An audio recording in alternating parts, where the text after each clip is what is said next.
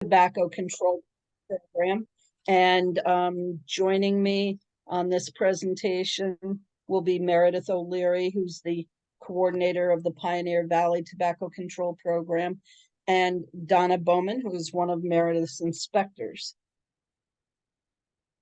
So the agenda today is that we were asked to go over is the services that are offered by the MHOA Tobacco Control Program, some regulations and how to revise them, fines and suspensions for tobacco control, regulations regarding smoke-free workplace law, and the revisions that we have made to what might be available for local policy in the smoke-free workplace law and how it relates to cannabis, public hearings, permit suspension hearings, flavoring WS3. I'm not going to tell you what that is in case you've never heard of it. We'll leave a little surprise for you.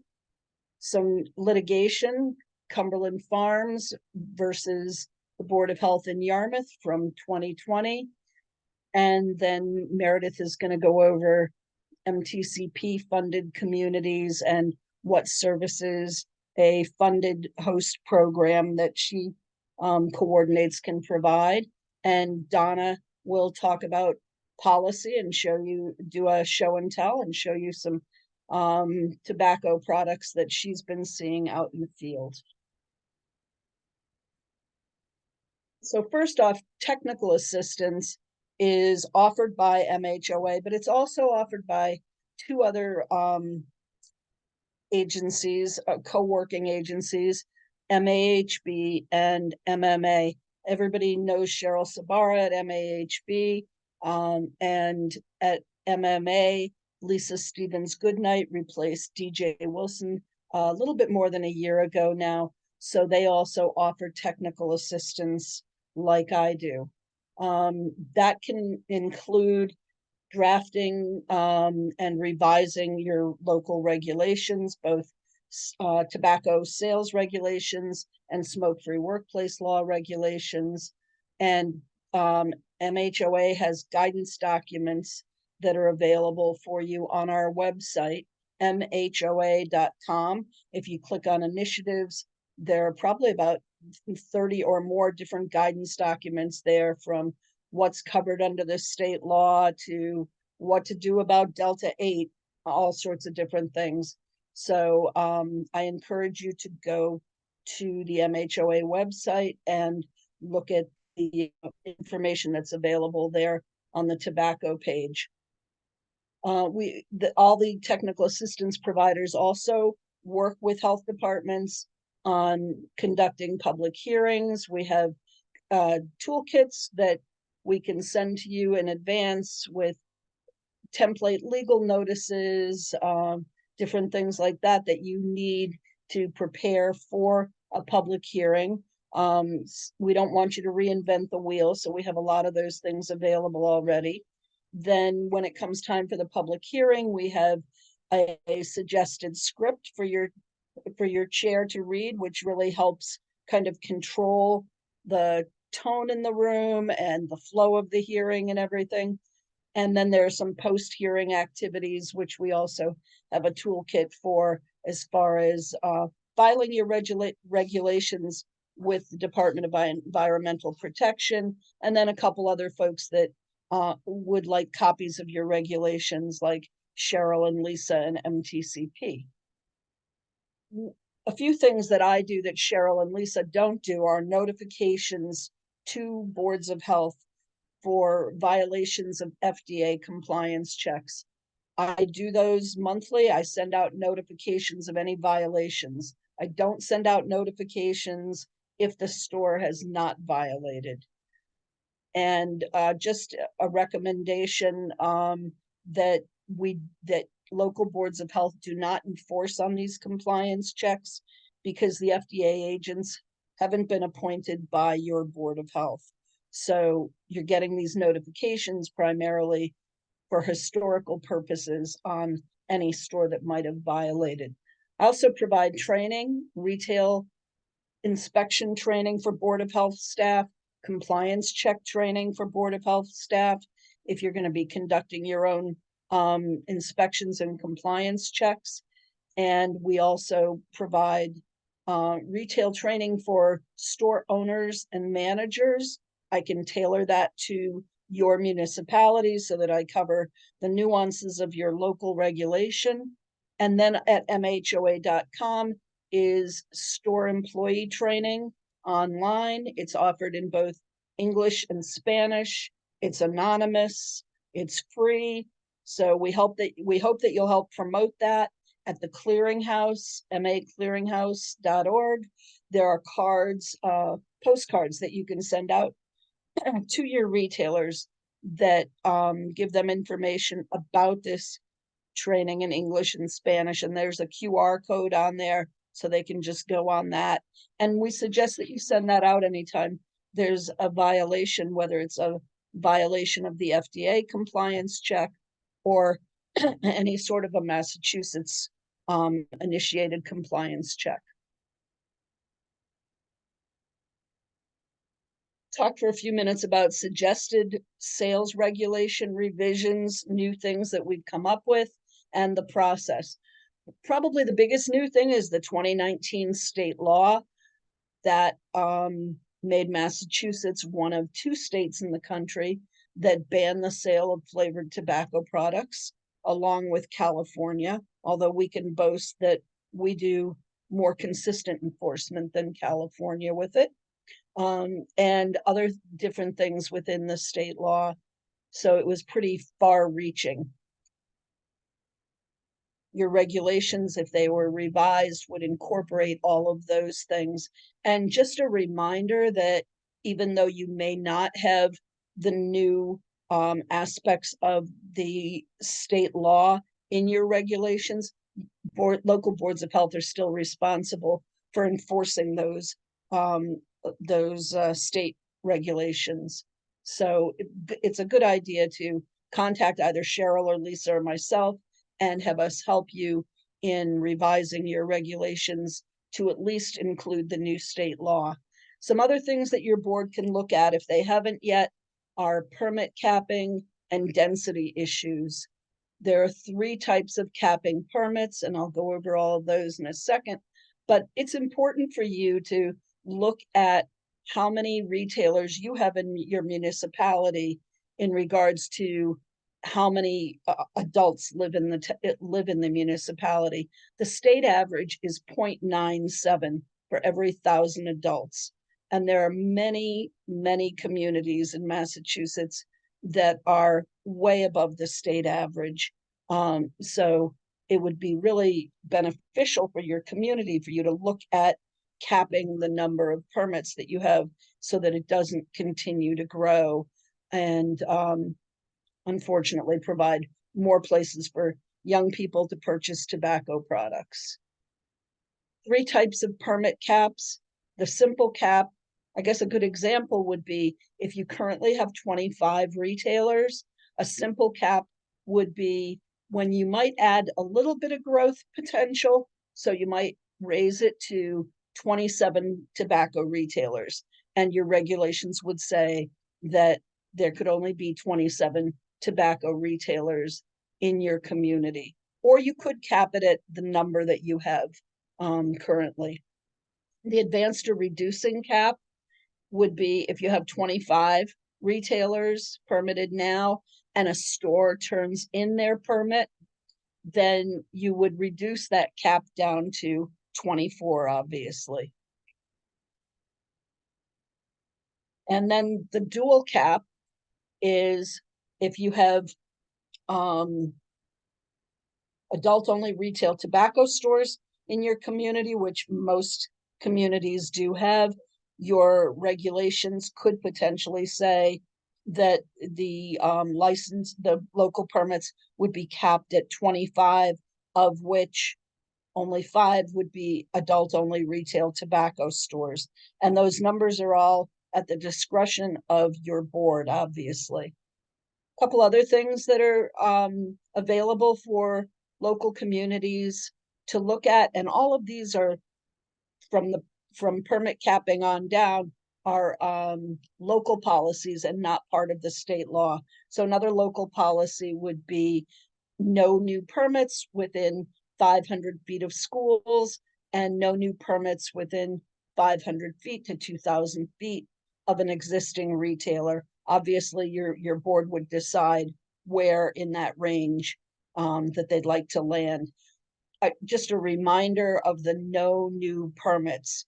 Boards sometimes think that this is going to affect their current tobacco vendors, and it doesn't. It's just new permits. I think it's also helpful to look at the environmental justice regions within your municipality.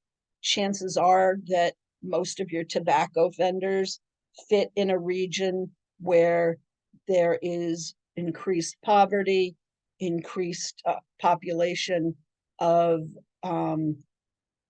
Black, Indigenous, and people of color, and households with 25% or more of people who do not speak English proficiently. So tobacco vendors just historically have been in more challenging neighborhoods, and another good reason to cap your permits so that that practice doesn't continue. There are products that you can ban. Many municipalities have already banned the sale of blunt wraps, but there are a lot of folks out there that haven't done that. Flavored rolling papers can be banned. There's also a local policy that would add the words possession, hold, and keep to the to your current regulation.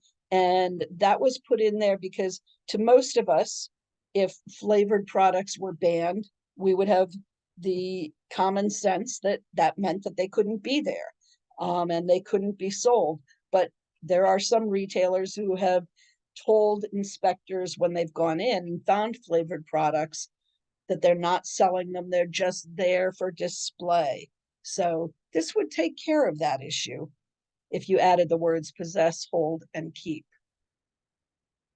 And also talk about smoking bars and banning them. Worcester is looking at restricting the number because they already have a large proportion of the 25 smoking bars in the state and adult-only retail tobacco stores. There's a handful of communities that have banned them altogether, and there are some that have restricted electronic nicotine delivery devices to be sold only in adult-only retail tobacco stores.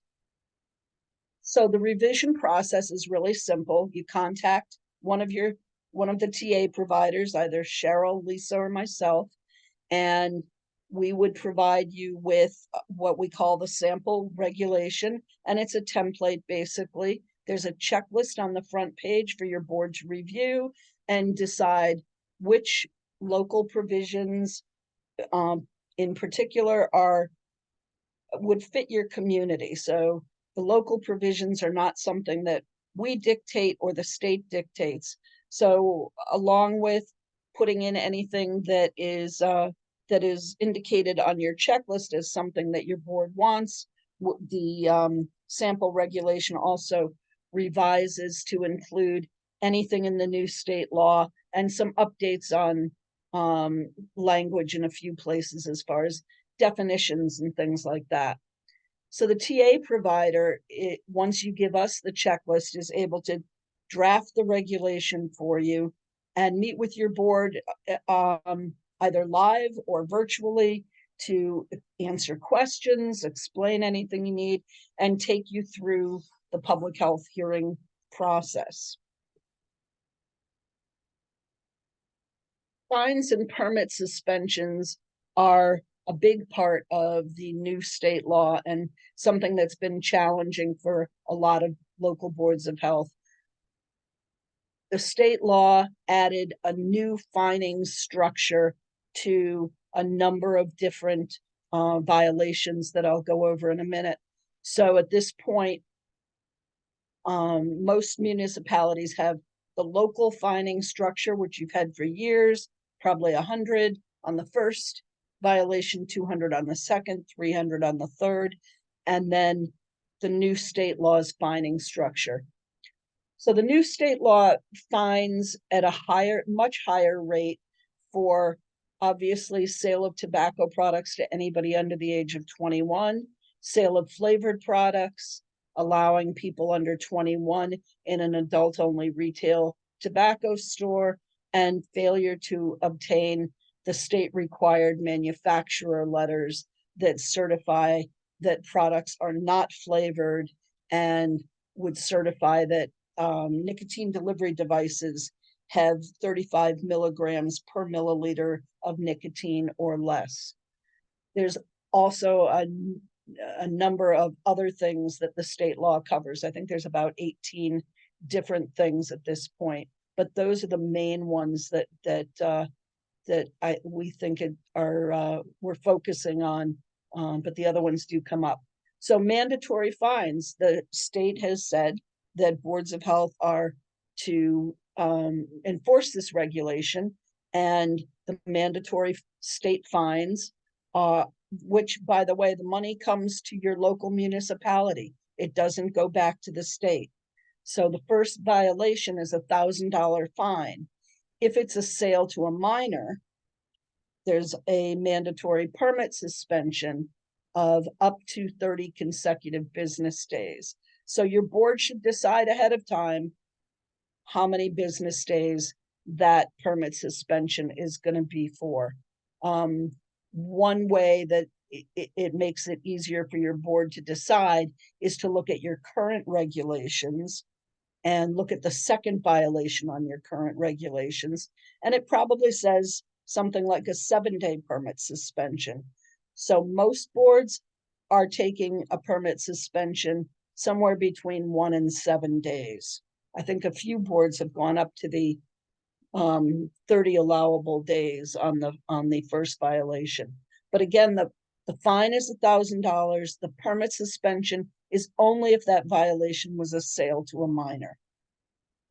The second violation within 36 months is a $2,000 fine and a possible permit suspension of 1 to 7 days. And again, you can look to your local regulations to give you guidance on how many days that would be. And then the third violation is a $5,000 fine and a possible permit suspension of 7 to 30 business days. Local boards of health generally are fining for local policy with the fine amounts that you folks have used for years.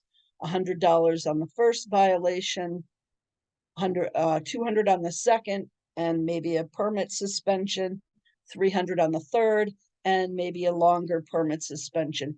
Or some of you may have changed your regulations to be a flat $300 all the way across. So that would be just on local policies like sale of blunt wraps, or if you have the cigar pricing policy in your regulation and a store violated it, that would be a local policy and would fit under that fining structure. There's also what we call the unified fining structure. Many boards of health thought that having two structures was very confusing, not only for Board of Health staff, but for retailers, and that their boards have been at the tobacco enforcement game, not that it's a game, but at tobacco enforcement for enough years now that it's time to be serious with the retailers, and they've decided that any violation at all fits under the state mandatory fining structure.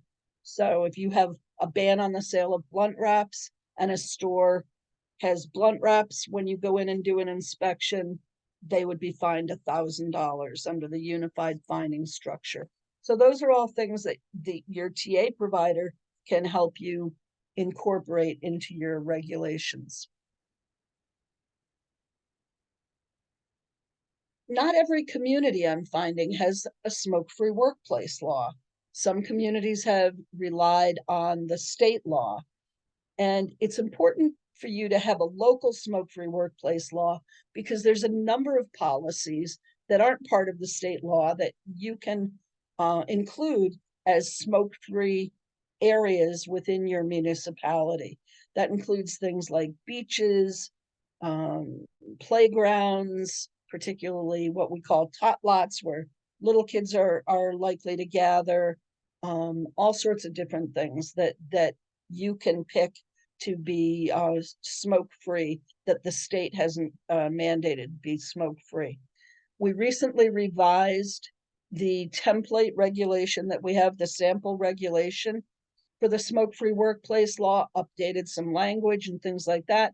And we added a new checklist that has some new options, limiting the location of smoking bars and adult-only retail tobacco stores in multi-unit buildings. That's particularly important for urban areas where you might have apartments up above an adult-only retail tobacco store, and maybe your municipality allows smoking and vaping to go on in that store and the smoke is migrating up. Or if your municipality has a smoking bar and possibly there are apartments up above that smoking bar, then the checklist would come into play there, and your board could pick to implement those policies. We've also included municipal forests and wildlands, municipal campgrounds. There are a few of them out there, short-term rentals. So various things that you can look at and include in your smoke-free workplace law. Many of you have a definition in your regulation of smoking that is slightly different than the state's. And your definition probably says the inhaling, exhaling, burning, or carrying of a lighted or heated cigar, cigarette pipe intended for inhalation in any manner or form, yada, yada, yada. The state's definition adds or non-tobacco products. Some of you still have that in your definition. And we suggest that it might be a good idea for you to look at that, because cannabis is something that most communities are looking at and dealing with and trying to decide what they're going to do. The Cannabis Control Commission has regulations that they've recently revised. I think they had a public hearing as recently as about a week ago, where they were accepting public comments on draft regulations. Just a few things in case you didn't know: cannabis is not allowed to be in an open container in the passenger area of a vehicle. Renters' leases that have a no smoking clause can be enforced regarding cannabis. And it's still legal to consume cannabis in public places, although that's sporadically enforced. Draft regulations have been approved, as I said, that they've recently looked at them and made some changes, and they're hoping that these changes are going to diversify the field of folks that are involved in the cannabis business, ramp up some oversight on agreements that the cannabis industry has with municipalities, and move things closer to the social consumption sites and what's going to happen with them in Massachusetts. Current regulations on the social consumption sites prohibit the use of combustible products. So currently the regulations then would prohibit the use of combustible tobacco or cannabis in those sites. Right, you can regulate cannabis.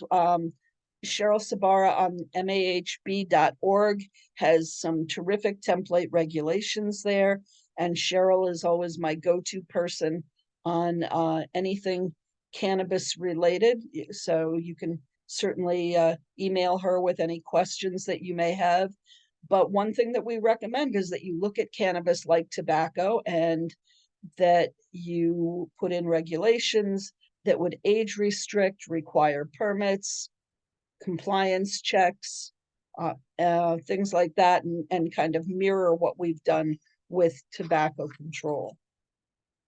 So that's just a brief cannabis overview. We could talk about cannabis for days, I think. Hearings. There are a couple types of hearings. One is a public hearing to revise your regulations, and the other one is a permit suspension hearing. The TA providers will draft a regulation for you. We have pre-hearing toolkits, which I've talked about, hearing protocols, and post-hearing toolkits. So again, don't reinvent the wheel. Let us help you with those things. And it makes your life, we hope, a lot easier. Permit suspension hearings. One thing that's very important for you to remember in the whole permit suspension process is that the question before your board and the retailer coming in for a permit suspension hearing is not, can they afford the fine, or do they think the fine is fair, or anything like that. It's were any procedures violated during that compliance check, which would have which would have made that sale invalid. So that's it's a hard thing to have your board chair kind of keep on task with that in hearings, because retailers are frequently known to kind of slip into the I can't afford it, and this is not fair type conversations. There are some guidance documents on conducting hearings, again, at the MHOA.com website. Our website is the only one that's .com. The other two are .orgs. So Menthol 2.0, it's a new product, but it's the same old story. The history of menthol and the flavor ban in Massachusetts is that flavors initiate new tobacco users. It makes it easier for young people to start using tobacco products, reduces the harshness, it makes it easier on their throats and everything. The industry has become very adept at marketing products, particularly flavored products, to African American community, LGBTQIA plus community, and youth in general. So those are the reasons why the Massachusetts legislature and the legislature in California have banned the sale of flavored tobacco products, including mint, menthol, and wintergreen. There's a new product out, and you may have seen it in convenience stores when you're stopping for gas or getting coffee or anything else, and it's called Newport Menthol Non-Menthol.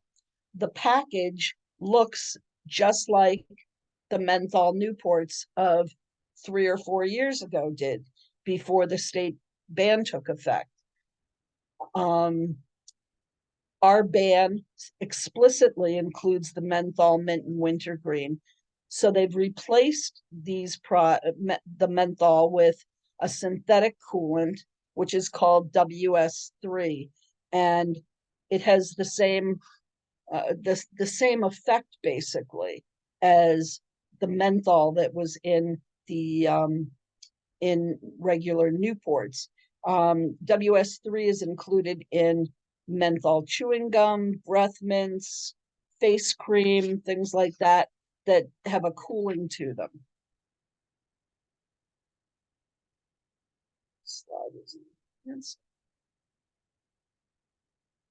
There we go.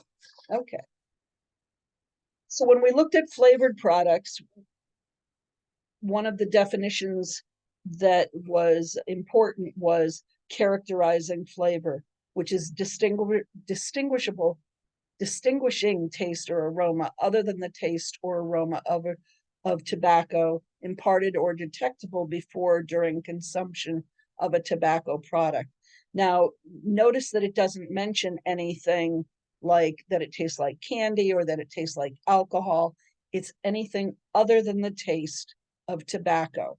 So you don't need to be able to identify what that taste or aroma is.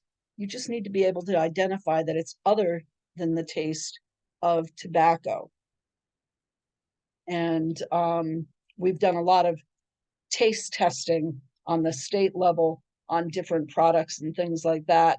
And it's really important that you remember that you don't need to say, definitively, oh, this is an orange product, or this is vanilla, because what might smell like vanilla to me may smell like a woody, spicy scent to you. So that's why we come down to other than the taste of tobacco. Taste is not defined in the state law. Now, after the new Newports, the non-menthol Newports came out, the Chelsea Board of Health decided that they were going to do enforcement on those products as a ban, as a violation of the state flavor ban. And so the Board of Health in Chelsea provided the retailers with ample time to sell down or remove their products from the sales shelf. They were warned of the date of the beginning of enforcement, and then enforcement began.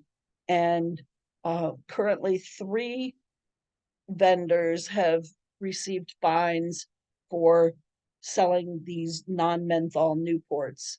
The 3 vendors have appealed their fine. When Cheryl and Lisa and others went to the appeal hearing to provide support to the Chelsea Board of Health, an international law firm, Jones Day, was there representing RJ Reynolds, not the 3 retailers. And their contention is that as a matter of science, humans cannot perceive the taste or aroma of this chemical WS3.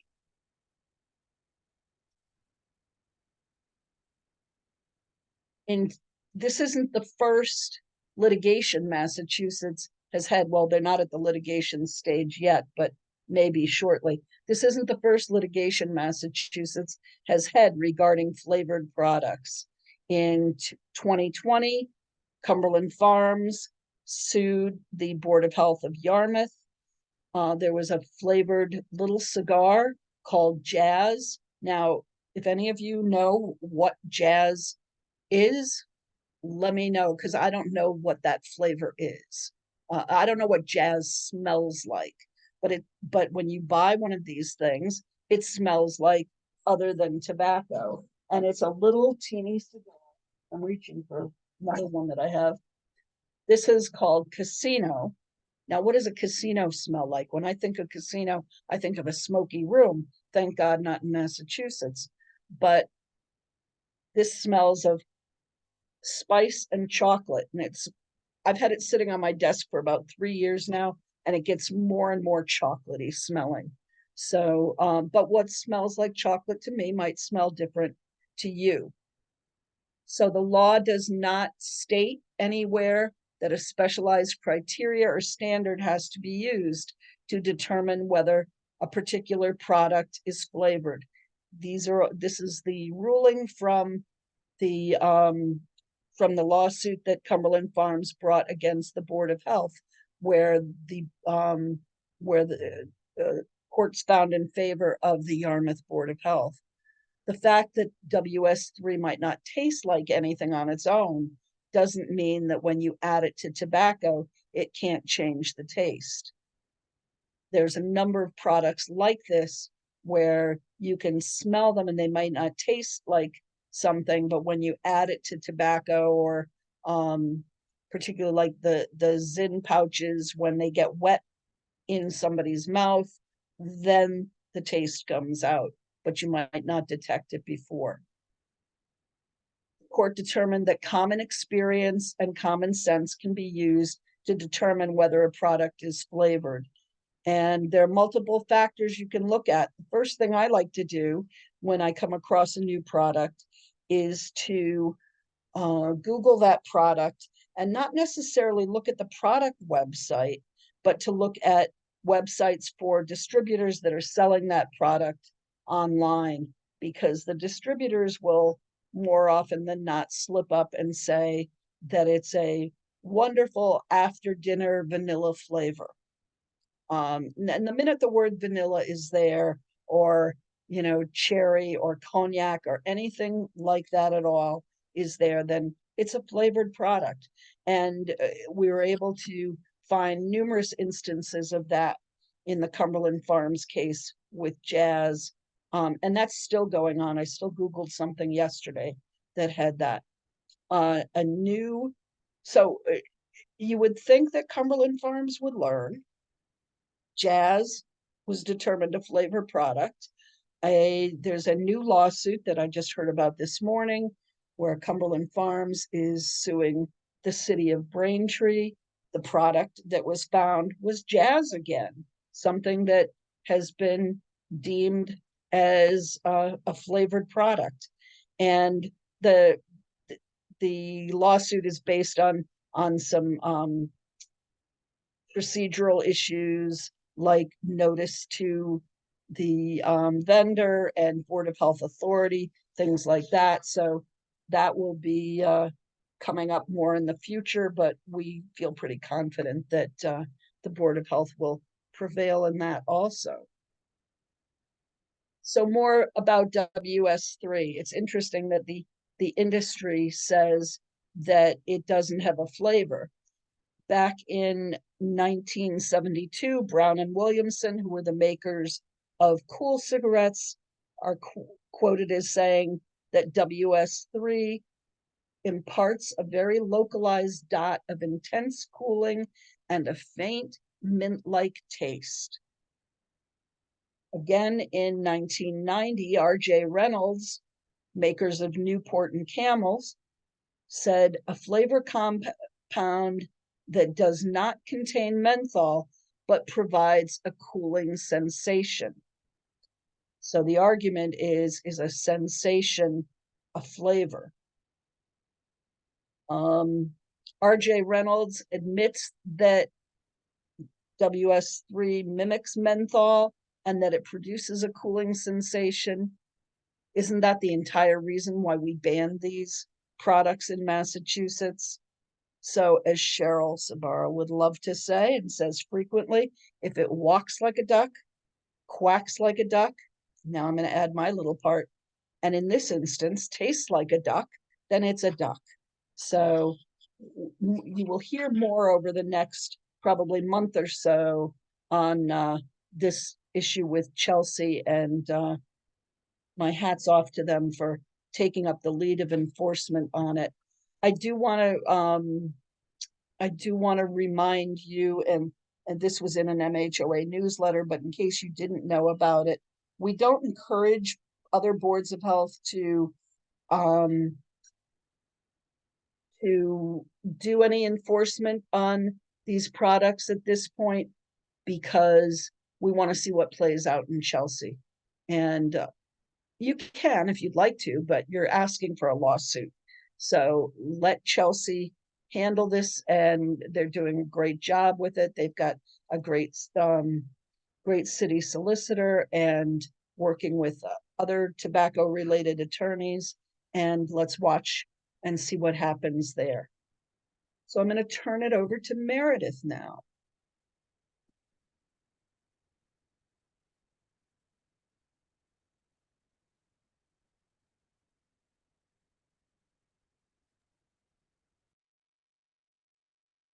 Thank you. Hello, everyone. Sarah, thank you for a wonderful presentation. And it's so nice to see all of these faces here today to talk tobacco with us. I'm Meredith O'Leary. I was introduced at the beginning. I am the Pioneer Valley Tobacco Coalition Coordinator.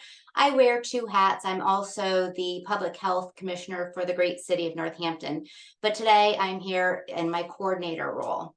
So, Sarah also mentioned in the very, very beginning that tobacco control is done either being part of a collaborative through a funded collaboration by MDPH, or you can have tobacco control through Sarah's services through MHOA.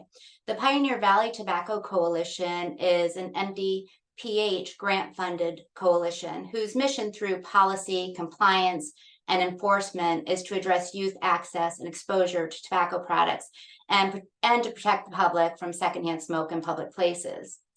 Our coalition's fiduciary agent is the town of South Hadley. They've been the fiduciary agent probably for the last 18 years. And our communities that we cover, we have 30 member communities across the Pioneer Valley in Hampshire, Hamden, and Franklin County, as you can see there in the map.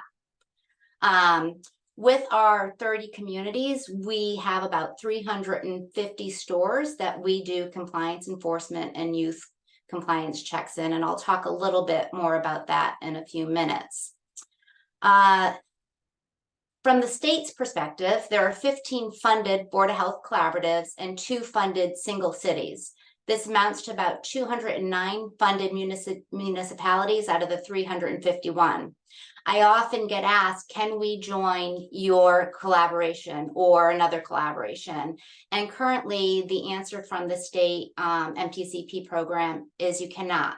You can't join a collaborative, a funded collaborative, until a new RFR is open for Municipal Board of Health tobacco and public health policy grants. And I've asked when that is estimated to be, and they said in 2028. So 5 more years is perhaps when the next RFR or RFP is going to be open to join a collaborative. It might be earlier. I'm not certain. I'm not for certain. However, our staffing structure, we have our fiduciary agent, which I mentioned is South Hadley, Sharon Hart. And then we have a coordinator who is myself, where my primary responsibility is kind of overseeing the operation of the collaborative. I'm the liaison with the boards of health that belong to our collaborative. I work on strengthening policy and local level, policy on the local level in conjunction with the MTCP TA providers, Cheryl Sabara, Lisa Goodnight Stevens, and Sarah McGolgan, who you've just met and talked about policy in quite detail. We have 3 tobacco control officers. They are boots on the ground, they're in the field, and they're there to ensure compliance with the local and state regulation, and they also investigate complaints. The last staffing that we have in our collaborative is our program assistant, and that person's primary responsibility is to maintain all of the fiscal records and reports and assist the PVCT coordinator and or the host needs as they arise. So Sarah, can you switch to the next screen? So every year, MTCP comes out with a work plan. Thank you. And this year, our work plan includes enforcing state and local tobacco policies. We do that through a whole number of different strategies. The first one that we have to do is merchant education. Merchant education is where our TCOs go out to all of the stores that we have and provide them with the state and the local regulations in a very culturally appropriate way. They provide tools that they can use to educate the retail clerks. We have a presence in the retail environment. We check permits. We develop working relationships with the retailer. And again, we also talk about emerging products. Many times our tobacco control officers are working with a merchant, and the merchant had given us the information that the manufacturer says it's okay to sell these products where in fact they're not. So it's all about education when we're out there. The work plan through MTCP says we have to go to all of our, oh, we have a guest here, Finnegan, sorry about that. We have to do a retail inspection at 100% of all of our establishments. And then if there's any violations, then we have to go back and do a re-inspection. We take note of all the violations and assess it at the end of the year to see what the top 5 violations are. Sarah, if you can go to the next screen, I think I might have them listed for you. Perfect. So in our catchment, which is kind of the same across the board, what we see over and over again is that the retailers are missing their signs. there in the state regulations and in the local regulations, there are required signs that you have to have. And I'm just going to name a few. You have to have a sign that says the minimum legal sales age is 21. You have to have referrals to cessation information and resources and referral information. You have health warning signs for cigars. You have state laws, health warnings associated with electronic nicotine and delivery systems. So these signs have to be posted in a very conspicuous manner, and in the regulation, it states what that is. So that's our number one violation that we see time and time again. The tobacco control officers do carry all the signs with them, and they provide signs usually at every time that there is a missing sign. We want them to have the signs. And again, sometimes when you have a new clerk come in and they're cleaning up, they just might move them. They might put them behind the counter or underneath the counter. So again, it's not so much about penalizing them. We just want to make sure that they're compliant with the law. The second violation that we see quite often is that it's a requirement that you have to have a manufacturer letter for any products that you sell that have flavored or a nicotine content in them. So prior to the sale of any tobacco products or END, electronic nicotine delivery system, a retailer must first obtain a letter from the manufacturer certifying that the product a retail sells is compliant with 105 Code of Massachusetts Regulation 665. This letter is intended to verify the manufacturer's products do not contain a characterizing flavor. And also the letter verifies that this product does not contain a certain amount of nicotine content. So this is a new law that was passed in June of 2020. In our coalition, with all of our stores, we have, we again go there at least once a year, if not twice a year, and we let them know of this, and we informed them that this was a law when it passed. We've been educating them ever since, trying to kind of carry them forward to make sure that they're compliant with this law, and this is still one of the top 5 violations that we see to date. The next violation that we see quite often is cigars being sold below the minimum pricing point. This is a local regulation, not a state regulation, and all of our 30 communities have this in their local regulation. It used to be a single cigar could be sold at a minimum price of $2.50, and then 2 or more at $5. Many of our communities still have that in their regulation, but the Consumer Index says that now the price of the cigars have increased. Therefore, we should increase our regulation to reflect that, which would be not to sell a single cigar less than $2.90 and 2 cigars or more at $5.80. So I'm working with a lot of our communities to amend their regulation, which includes this new pricing point. Another frequent violation that we see are merchants selling flavor enhancers, or flavored tobacco product enhancers, as we call them. These are any product designed, manufactured, produced, marketed, or sold to produce a characterizing flavor when added to any tobacco product or vapor product. So an example of this is a flavored blunt wrap or flavored rolling paper or cones. So we quite frequently see these in the stores. And again, I don't think it's done intentionally. I just believe that the merchants don't understand that it's part of the local regulation that they cannot sell them. The last violation that we see quite frequently is the lack of permits or licenses that are required. So to sell tobacco or nicotine products, you have to have a state license by the Department of Revenue. That license has to be posted, again, in a very conspicuous place. And then you also have to be permitted on the local level as well. So if the violations are not egregious, we tend not to, again, penalize. We just want them to be compliant with the the minimum standards. Sarah, if you could go back one slide, that would be fantastic. Thank you so much. So the other part of our work plan, there are other components for our work plan. We do youth compliance checks. And again, our work plan comes from MTCP, and it said that we have to do 100% of our merchants, we have to do a youth compliance check. There are two types of compliance checks. There is the Board of Health compliance check, youth compliance check, and then there's the federal SINAR check. Both of them, the process of this is the same. But in essence, a youth compliance check is a legal effective strategy to curb youth tobacco use, where youth attempts to buy a tobacco product by an adult with adult supervision, and then the results are documented. The goals of the compliance checks are obviously to reduce sales and access of tobacco products to youth, acquire accurate estimates of sales, so youth rates, and then educate store owners, residents, and key stakeholders the results of these compliance checks.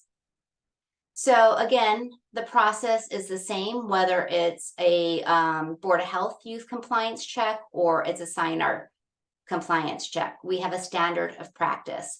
So we can use a youth anywhere between the age of 16 and under 21. Anyone under the age of 18 needs parental consent. The youth buyers all need to complete MTCP, Mass Tobacco Control or FDA online training prior to conducting checks. We work with the youth and show them samples of tobacco products that they can ask for, like they need to be very familiar with what it is that they're going to be purchasing or trying to purchase, like Juul, e-juice, vape juice, cigarettes, smokeless tobacco products. While we're showing the youth about these these products, we also talk about the typical lingo that we use to purchase the products, so they're familiar when they go to the point of sale on what to ask for.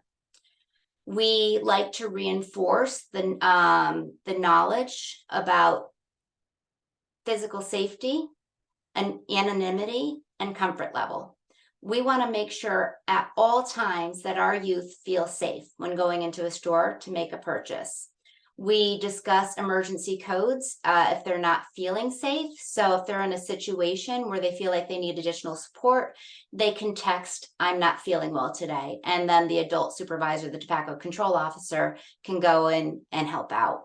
Or if there's a long line, letting the TCO know that there's a long line, the youth can text, "I'll be coming home late today."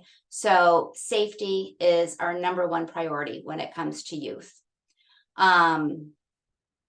So part of our standards of practice also is our youth go in with nothing besides a cell phone. So there's nothing in their pockets. They don't have a pocketbook. All they have is their cell phone.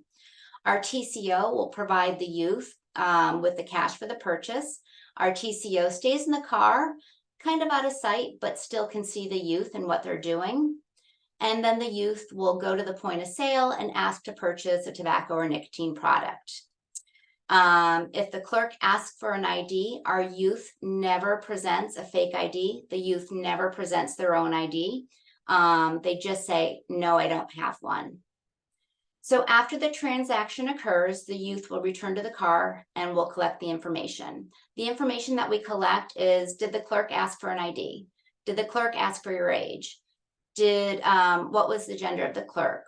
What was the approximate age of the clerk? Teenager, young adult, older adult.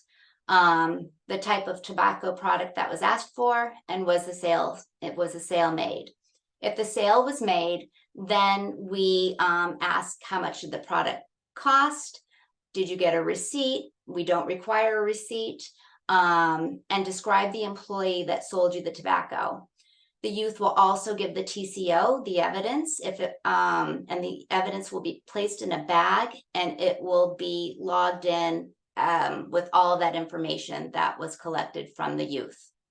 The TCO will then let me, as the coordinator, know within 48 hours that the sale has happened, and I will contact the community, the Board of Health, or the health department to let them know that the sale has been made and how to proceed. So that's youth compliance checks. We also do pricing surveys when our TCOs are out doing education, merchant education, and compliance checks. They'll often simultaneously conduct a pricing survey. A pricing survey is required by the state, and they ask to check on the pricing of certain products. We want to know what the cheapest Newport product is, the cheapest single cigar or multi-packs of cigars is, the cheapest tobacco, chewing tobacco that they have, the cheapest nicotine pouches that they have for sale. And this is important information for the state because they use this to track minimum prices and trends of products. So enforcement is super important. If there is an issue found at a store, whether it's a youth compliance check or it's an inspection or merchant education, we want to notify our community as soon as possible. We have a threshold of 48 hours of notifying our community that there has been a violation found. So as the coordinator, I will send an email with all of the relevant information to the Board of Health of the date, time, the type of violation, and I'll provide a template for a cease and desist so they can send out a letter as soon as possible. We also, if the letter or the cease and desist or the violation is appealed, our support staff, myself and the TCO, will attend any hearing that they have and provide a testimony at that time. So they can, when they conduct a hearing, if there's an appeal, they have the version of what happened while we were out there. We have, and Sarah, if you can click on the link for the TCO enforcement, right there, I'm sorry. Yeah, I'll share this with you. So it's really important that we provide our community, our member communities, the relevant information in a very timely fashion. So we do this by email, like I said, within 24 hours, but we also have a spreadsheet that any of our communities can look at any given time. So we have every community listed on here, and all of the work that's done within their community is dated. So we have, you know, you can see right on there that we have, education checks, pricing checks, youth compliance checks, complaints, FDA checks, and we added this year to our work plan. If we see any cannabis products, we'll put a yes or no in that square to let our communities know what we're seeing when we're in the stores. If there is a violation, we will put a comment in the cell, and you'll see a yellow triangle in the cell. And if you hover over that yellow triangle, it'll give you a very brief narrative of what the violation was that we found. So again, they're getting the narrative in the email, but we're also putting this in the cell so they can go back to it anytime and as a reference to see what's going on in their community or in that store in particular. So the second part of the work plan from DPH is policy development. So we'll work with all of our member community boards of health and our municipal leaders to strengthen existing tobacco sale policies. We use evidence-based strategies and best available science to do this, to help guide us. And again, why we do this is to reduce illegal sales and exposure of tobacco products to minors. Some of the strategies we look at, Sarah had mentioned earlier, we look at outlet density, having a permit cap, reducing of the number of permits, whether through attrition or just on a regular basis, minimum pricing and packaging, prohibiting flavored enhancers like blunt wraps. So there are many ways that we can do this. And again, we do it working with the TA providers who you're all familiar with, I'm sure, Cheryl Sabara, Lisa Goodnight Stevens, and Sarah McColgan. The third component of the work plan is that we collaborate with MTCP and MDPH funded communities to strengthen efforts, again, around policy. We maintain regular program communication within between MTCP, between the TA providers. So we want to make sure that, you know, all of the funded communities are sharing information. Sometimes we see new products emerging in the eastern part of the state that we haven't seen in the western part of the state. So having this administrative component of our work plan is super important, that we're all getting together at least on a monthly basis to talk about emerging trends, or to talk about policy issues, to talk about what's working, what's not working, what can we improve. So we have very regular meetings to do so. And then the fourth part of the work plan this year, which is a new component, is a racial equity development plan. And MTCP is working towards integrating and leading with racism and race as a framework and an approach. So they want this to be the fabric of the work that we do. So we are talking as a whole, how to weave this into the fabric of the work, not just policy related, but how do we help local boards of health around issues of equity. Sarah, if you want to go down a few slides. So we do have different programs that we have to report into. We have the state program, which is called POST. So when our TCOs are out in the field, they have the software program with them, and they're inputting all the information in real time. And then you saw our own compliance spreadsheet that Shara had shared with you just a moment ago, where we input the data as well. So what we've done for boards of health in our community is we've created an inspection form that at any given time they can use, and it follows the POST format that they can take in their community and use this form and do an inspection with their merchants. It's very simple. Are you in compliance, out of compliance? And it just goes down. And it separates it by the types of code that there is. So if it's signage, it'll list the sign, and you can easily check yes or no if they have it. So it's really an easy to use inspection form, and we're happy to share it. If anybody would like that, feel free to contact us. And you can also conform it, or we can help conform it to your local policy that you might have.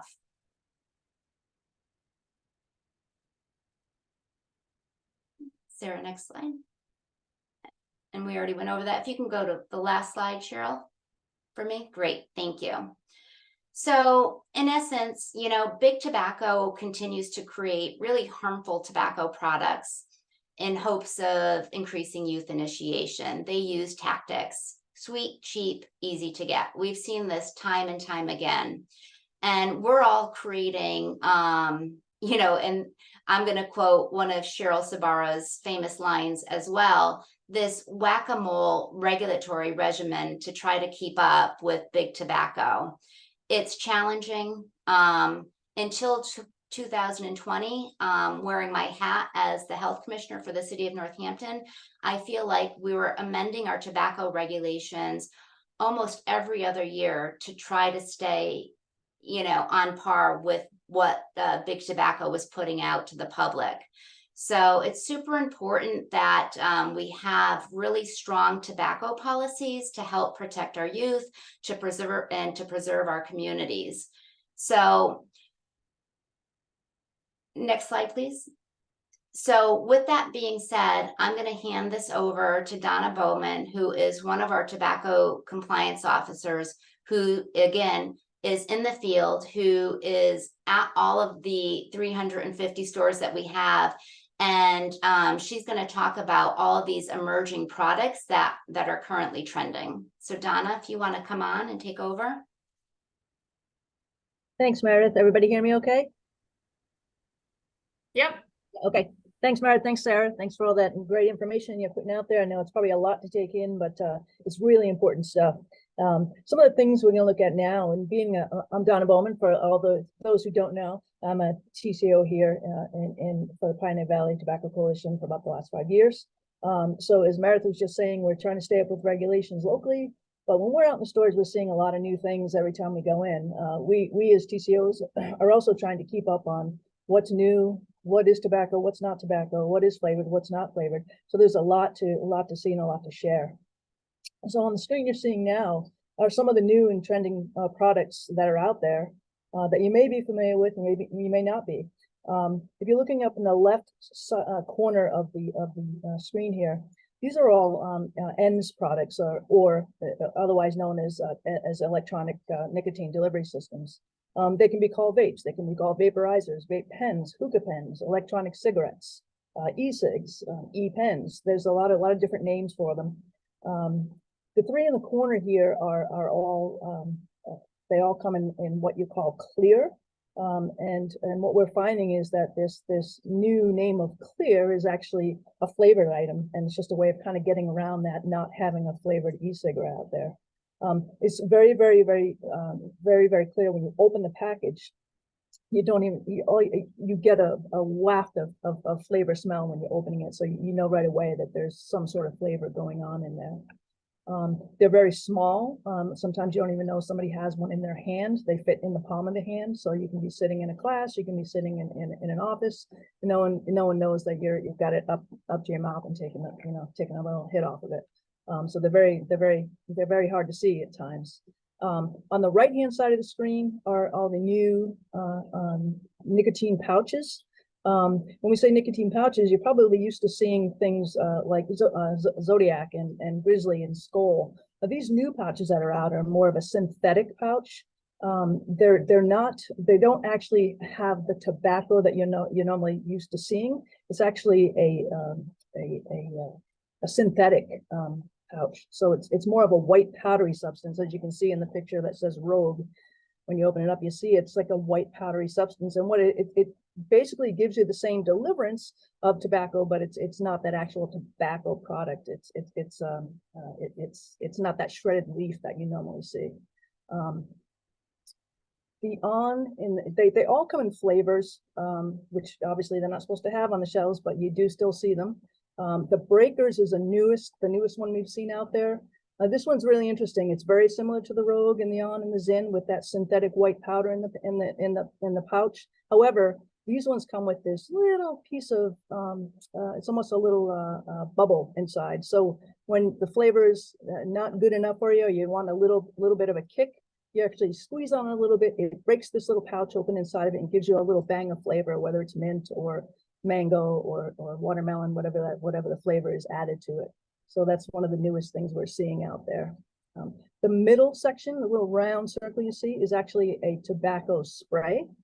You can actually spray it on to your chewing tobacco, your cigarettes, and it gives you a flavor that you're not getting in tobacco these days. So they're trying to get ways around you being able to get that flavor into the tobacco. The bottom left corner, as you've seen the Newport Greens in some of the previous slides, and you've probably seen them out in the stores. Right next to that is a Cool Lux. Now that's one of the newest ones we've seen out there in the last week or so. And so we're thinking that Cool is probably along the same lines as that Newport Green. They're using that cool feeling, like that WS3 chemical they're using. So you're getting that nice, easy, slow hit off of it, and it's easy to smoke. Same with the Newport EXPs. We've had people taste test these, menthol smokers, and they're feeling like they would probably use them in a pinch. Some like them more than others, but you're getting that same sensation as you're getting with those new Newports. On the bottom right corner are a lot of the flavor enhancers we're seeing out there. A lot of hemp wraps, a lot of flavored hemp wraps. A lot of them have CBD in them. They try to get away when we're out doing education and talking to our retailers. The vendors are actually telling the retailers it's okay to carry these products because they're not tobacco and they're not nicotine. However, they do fall under that flavor enhancer quote that we're using now in our regulations. hundreds and hundreds of flavors in these things. There's a lot of new companies coming out with these new items. So again, staying ahead of it and what's out there now and what's new is something that we try to keep on best we can when we're out there. Next slide, Sarah.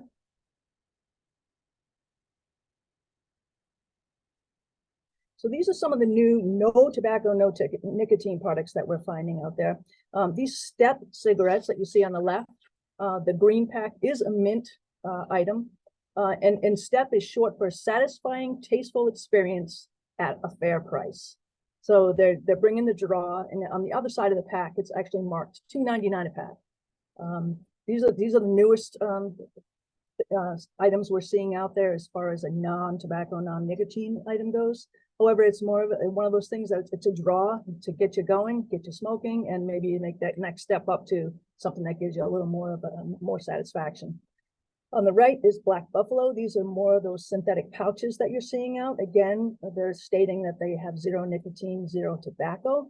What Black Buffalo is saying is that they found a way to make a specific variety of edible greens, green leaves that behave like tobacco, with added food safe ingredients. So we don't know what those food safe ingredients are, but that's what their spiel is for this zero nicotine, zero tobacco. Basically, what we found is what I found in what they say is in there is the edible green leaves. So I don't know, but they do claim that there's no tobacco leaf or stem in their product. Black Buffalo does also sell these nicotine pouches with nicotine and tobacco. So they will merchandise them right next to each other on the shelf. So they may look the same. So, you know, you could get trapped pretty quickly into buying something that actually does have the nicotine and the tobacco in it and not even know it. Next slide, Sarah. So new out there, this is not new. These are in a lot of stores. And we don't technically go violate for when we're doing our enforcement checks, but these are a lot of the Delta 8 products that you see, HHC, THC, and cannabis products that we're seeing out there. On the top left corner, you have small pods that are for reusable pens. The yellow pack is a disposable pen. So again, very, very small, fits in the palm of your hand. Get about 4,500 drags off of it, so they say. The one in the middle is an actual pre-rolled cannabis joint, word for the best words to use. Same with the one on the right, the grenadine blue. And I think Meredith wanted to kind of zoom in on this so we could kind of show you what it was. The pictures are kind of hard to you know, show you what it actually is, but it's actually a pre-rolled cannabis cigar or cigarette. And on the very tip of it is a glass filter. And that glass filter goes up about to the middle of this unit. And the whole rest of it is filled with cannabis. And it's an infused cannabis. This is the flavored of grenadine. It's sort of smells like blueberry. It's very sticky on the outside. And the cannabis is all on the other side. So it's for all intent and purposes just a big blunt that they sell in this nice little box package that it comes in. You see on the screen. It explains what it is, you know, how it's filled. It's really, we're seeing a lot of those pre-filled Delta 8 items out there on the shelves, which federally I believe are banned, but we're still seeing a ton of this product. In the middle, orange bottom of the screen is one of the HHC products that are really saturating the shelves right now. HHC is another synthetic nicotine product that is showing a lot of really horrible side effects, and people who are using it with decreased appetites, heart palpitations, increased blood pressure, hypertensiveness, nausea. You really don't know what you're getting in these synthetic, these synthetic items. And then on the left, there's these gummies. Again, we're seeing a lot of those out on the shelves. They're both in Delta 8 and HHC. We're also seeing a lot of CBD gummies out there in lots of flavors and cute little packages that attract youth. Next slide, Sarah. So these are some of the misleading products we see out there. So if you look on the left side, you see the Ready Whip whipped cream. You know, the item on the left is an actual e-cigarette. They package it to look like a little can of whipped cream. Second item down is the little apple juice packs that you send your kids to school with, and they package it just like one of those little apple juice packages. The third one down is the warheads, you know, the candies that the kids love out there, in a little package that looks just like the way they package the candies. They're also in the middle of the screen. You're seeing how they're packaging these items. They're very, very attractive to young people. Unicorns and ninja warriors, and you see all sorts of Ed, Ed and Eddie, and you know, all the cartoon characters that are really, you know, popular right now with kids. So they're very attractive in color and packaging. On the very top right corner, you've seen those American Spirits. I'm sure everybody's seen them. They have about 12, 15 flavors right now in American Spirit. And they say they're all natural, but let's face it, what's really all natural tobacco? You know, they say it's better for you to smoke, but I guess the jury's out on that one. On the bottom right screen is another a bunch of gummies and also e-cigarettes and how they're packaging it. So if you're familiar with Minute Maid juices and fruity candies and the who doesn't love a Sour Patch Kid, you know, they're packaging these products to get your attention, especially youth, and they're also marketing them right next to the candy section. So they have the candy down on the shelf below, and up above that candy shelf in a nice clear display case are all these packaged goodies of e-pens, e-vapes, hookah, HHC, THC, and cannabis. Next slide. And Sarah, this one goes back to you. This picture might look familiar to some of you. It's from 1994, and some people referred to these folks as the Seven Dwarfs. They were the 7 CEOs of the big tobacco companies called before Congress, and they testified that nicotine is not addictive. Again, this was 1994. Now, Representative Waxman from California was the chair of the committee that heard this, and his response to the lengthy testimony that these gentlemen gave was, it's sometimes easier to invent fiction than to face the truth. So I think people should remember that when dealing with the tobacco industry. You know, as Donna and Meredith have said, sometimes retailers are told that something is allowable under state law when it's not, but the industry is really who we're trying to fight against here and take control. And they're an industry that does not play fair, unfortunately. So that's the end of our presentation. Perfect. Thanks, Sarah. Like I mentioned in the beginning, we wanted